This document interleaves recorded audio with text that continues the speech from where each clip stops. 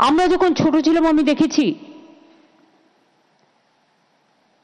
বাবা মারা যাবার পর আমাকে গলার একটা হার বিক্রি করে আমাকে কলেজে ভর্তি হতে হয়েছিল। কিচ্ছু ফ্যাসিলিটিস আমাদের সময় ছিল না, নো অ্যাডভান্টেজ।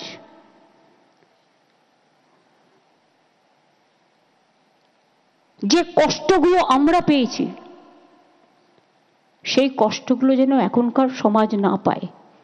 এখনকার যারা জেনারেশন স্টুডেন্ট অ্যান্ড ইউথ তারা যেন সেলফ সাফিসিয়েন্ট হতে পারে, নিজের পায়ে দাঁড়াতে পারে। আর পিতামাতাদের আমি অনুরোধ করব, আপনারা মেয়েদের বিয়ে দেওয়ার জন্য প্রেশার করবেন না।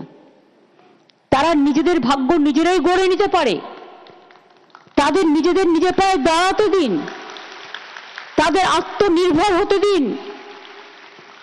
যখন সে 18 বছর পূর্ণ করছে সে তো 25,000 টাকা পাচ্ছে, সেই টাকাটা ব্যাংকে রেখে দেখুন একজন আমার ছোট্ট বন্ধু এসে বলে গেল সে একটা বেকারি তৈরি করেছে। তারপরে মেয়েদের বিয়ের সময় প্রকল্প আছে রূপশ্রী, সেখানেও 25,000 টাকা পায়।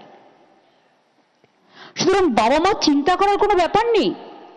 মেয়েরা যেমন সংসার চালায়, মেয়েরা দেশ চালায়, মেয়েরা প্লেন চালায়, মেয়েরা সারা বিশ্ব চালায়, পারে না বলে কোনো কথা মেয়েদের অভিধানে নেই।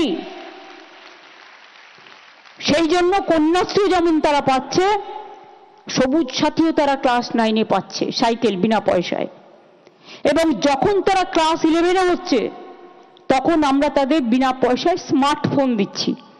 তার কারণ তারা যাতে স্মার্টফোনের মাধ্যমে তাদের যেটা প্রয়োজন সেটা সার্চ করে নিতে পারে। এবং সেটার নাম দিয়েছি আমি নেতাজি সুভাষচন্দ্র বোসের নামকরণ একটি বই আছে, তরুণের স্বপ্ন। তরুণের স্বপ্ন। তাছাড়াও মনে রাখবেন গবেষণা, উচ্চ মাধ্যমিক এসবের জন্য আমরা একটা স্বামী বিবেকানন্দ স্কিম, যেটা মেরিট কাম স্কলারশিপ আছে, সেটাও আমরা দিচ্ছি। গবেষকদের গবেষণার জন্য সব টাকা ইউজিসি বন্ধ করে দিয়েছে, কিন্তু ওটাও আমরা নিজেরা দিচ্ছি। আগামীকাল স্বাধীনতা দিবস। আমি আপনাদের সকলকে বলবো মাথা উঁচু করে এগিয়ে যান। রবীন্দ্রনাথ ঠাকুরের ভাষায়, চিত্ত যেটা ভয় শূন্য, উচ্চ যেটা শির, where the mind is without fear and the head is held high।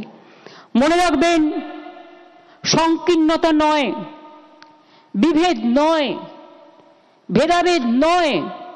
আমার কন্যাশ্রীরাই বিশ্বশ্রী হয়ে বিশ্বকে পথ দেখিয়ে বলতে পারে, we are one, we are together, we are United এবং উই আর স্ট্রং এনাফ, এটা বলতে পারে। আপনাদের সকলকে বলবো বিশ্বের মুকুট আপনারা মাথায় পড়ুন, বিশ্ব বাংলা জয় করুন।